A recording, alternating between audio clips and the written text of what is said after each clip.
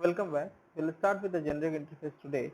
It is a continuation to the previous video where we have seen the detailing on the generics. So generic interfaces are specified just like generic classes. In the way you declare the generic class, the same way you can declare a generic interface. So we'll take an example like how to declare a generic interface. The implementing class must specify the same bound. Means whatever the type of the interface we have, the class that is implementing that interface should be of the same type. Once the bound has been established, it is not needed to be specified again in the implements clause. Means you have declared the bound already. It is needed not to be specified again in the implement clause. For example, since you have declared an interface minmax that has a t, the type is t, that extends the comparable. If the comparable is itself of type t, I will describe what the comparable basically means. So whenever a class my that will that will implement that minmax, the type of the class my should be of the same type the interface type is, that is t extends comparable, where the comparable is itself of the type t. Implement minmax t. Here it is not required to write it again, the bounds, because that has already been defined in the interface. You can read this line again so the thing could be clear. Once the bound has been established, it is need not to be specified again in the implements clause. So see a simple example first, and then this same example, whatever the interface minmax that t extends comparable is itself of the type t, and we'll also discuss what is the comparable actually.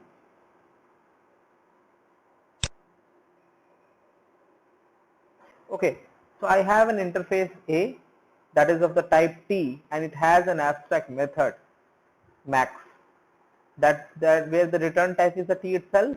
It accepts an object as a parameter where the type of the object it is itself T.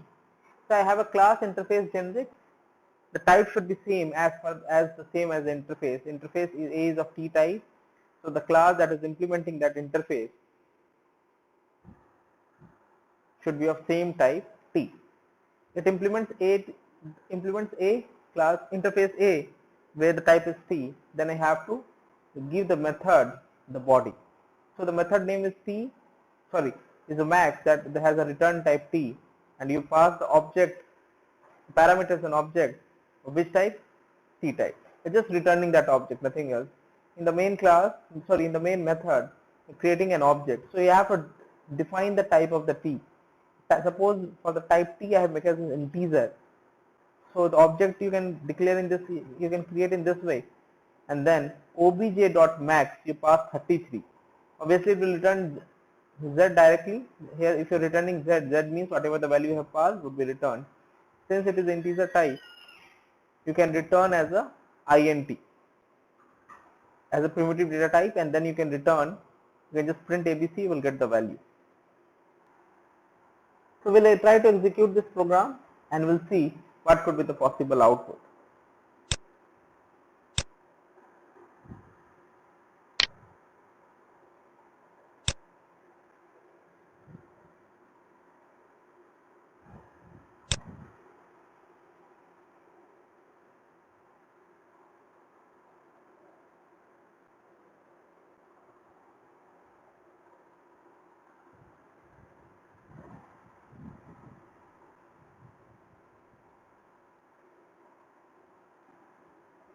Okay, so you're getting the same result because you just whatever you're passing would be returned.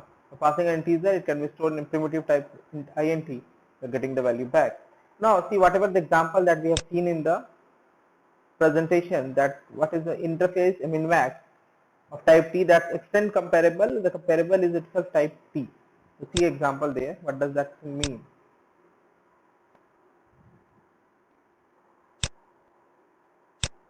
Okay, so we'll get back.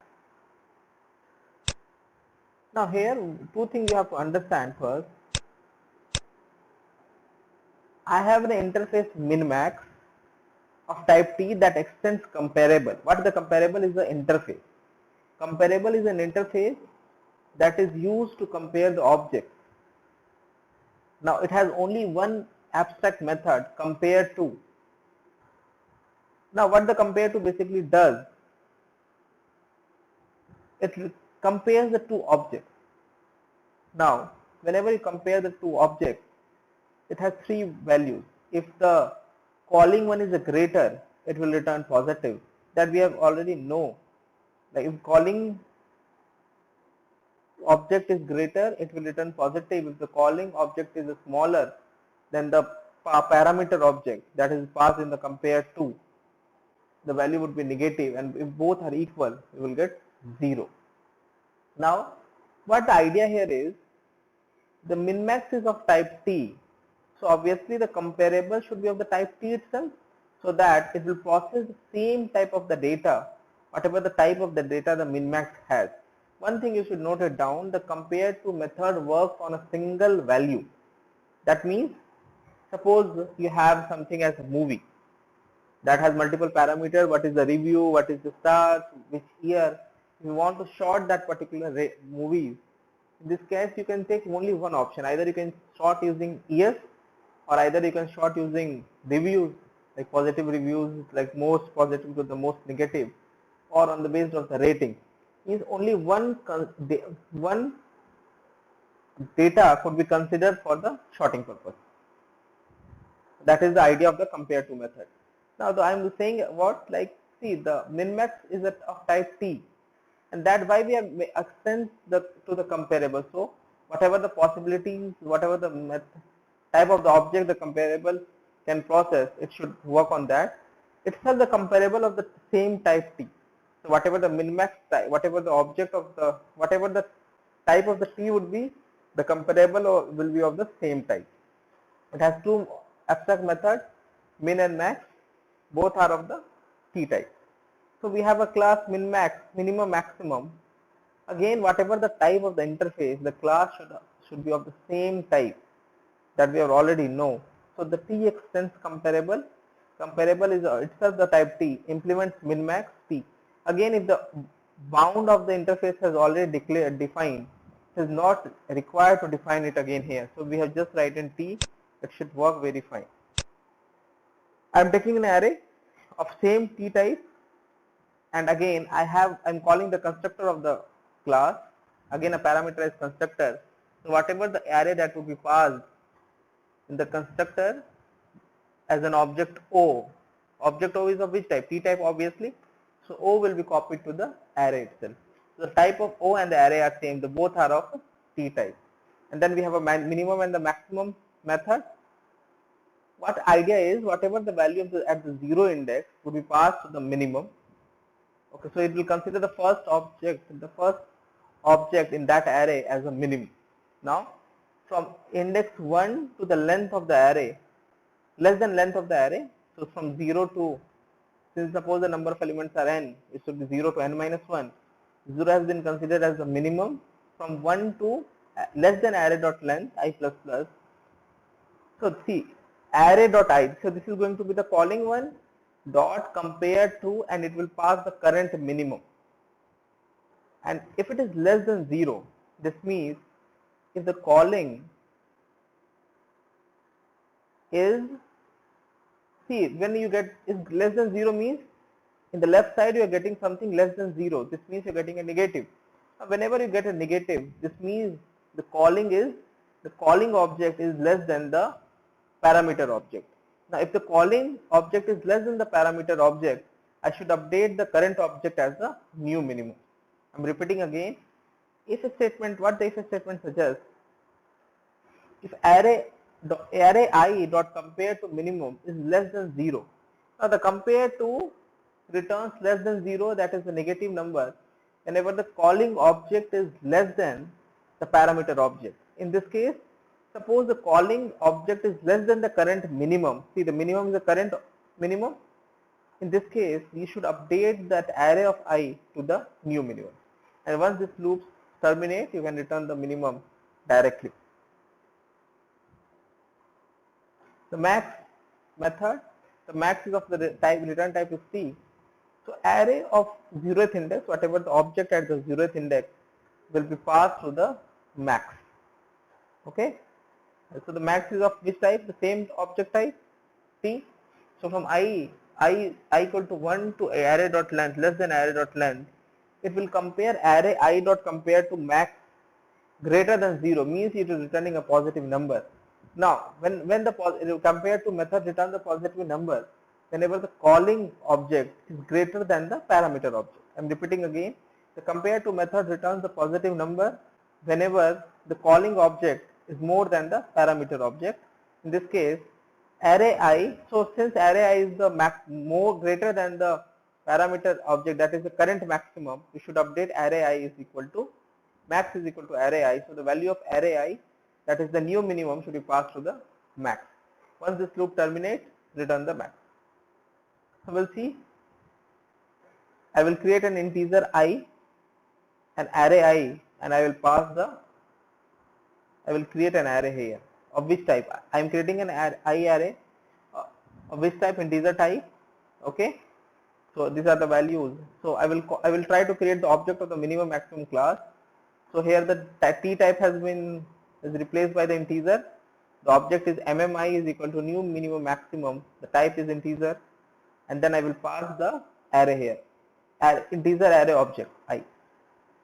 Now once you have passed, you can get the minimum and the maximum through calling mmi.min and mmi.max, because minimum is meant to return, min is meant to return minimum, and max is meant to return maximum.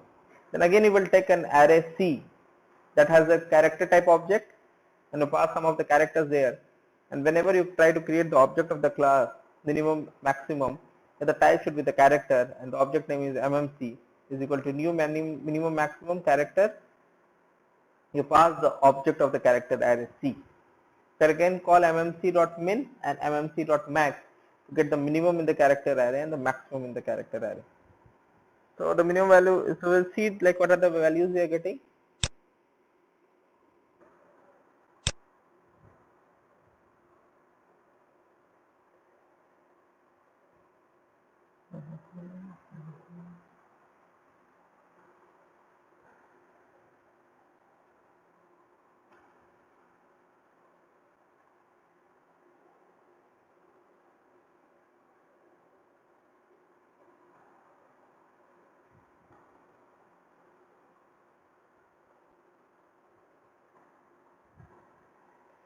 Minimum in the integer array is 2, the maximum in the integer array is 12, the minimum in the character array is z, and the minimum maximum in the character array is u. You can see minimum value is 2 and the maximum is 12. Here this works like the sky value. So the minimum would be d, maximum will be u.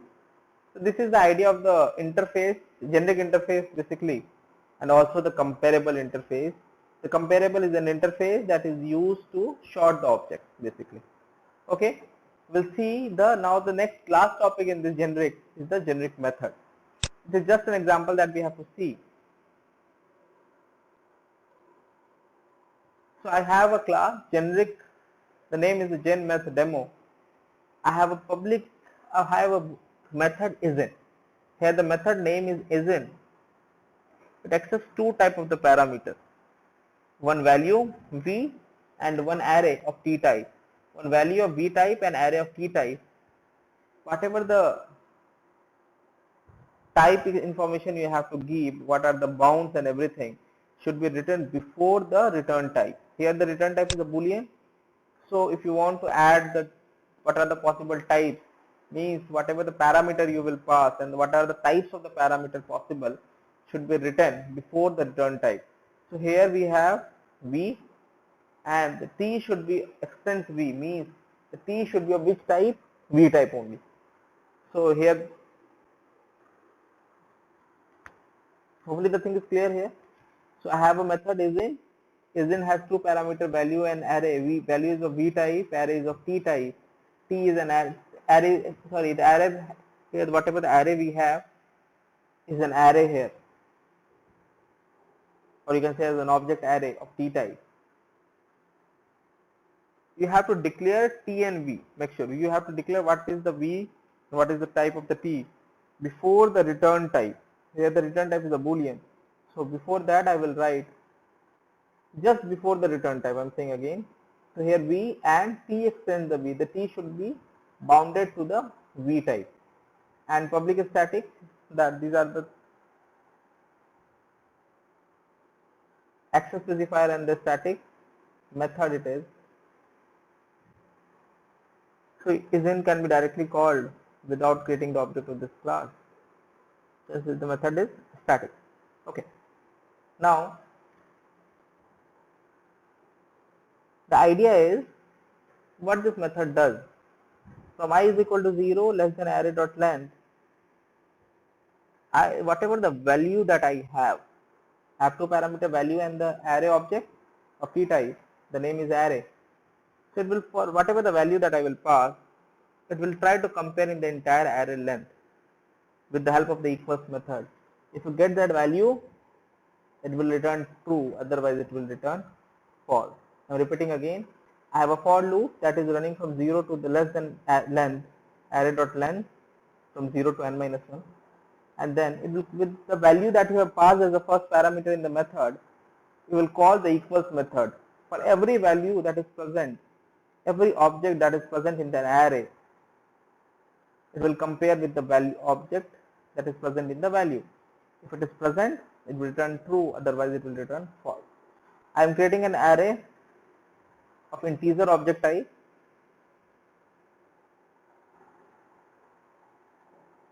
Sorry, I am creating an array I, whatever the type is integer. So I have the values are 1, 2, 3, 4, 5, 6. I pass. Then I will print 2 is in integer array plus isInt. The method is static, so no need of the object creation. I will pass 2 comma I. Okay. Now you can see the value that we have passed is of integer type and the array is of integer type. That's why T extends V, means the T should be bounded to the V type only. I have created one string array. So we have multiple strings object there. So 1, 2, 3, 4, 5, 6. 1 is in a string array, and you pass 1 and S. 1 is the value and S is the string array. Now the type of T has an upper bound to the V type only. So basically the S is of the string type. So we'll try to execute this code and see what would be the output. Hopefully the both should return true to me.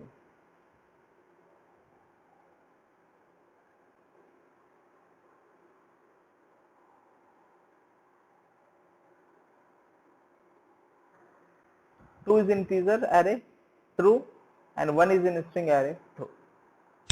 So this is all about the generics. We have seen generic classes, we have seen upper bound like bounded types, we have seen generic interfaces, we have seen wildcard arguments, we have seen generic interfaces, and we have already seen the generic methods. So if I have, this is like all about the generic that we have to study. Thank you.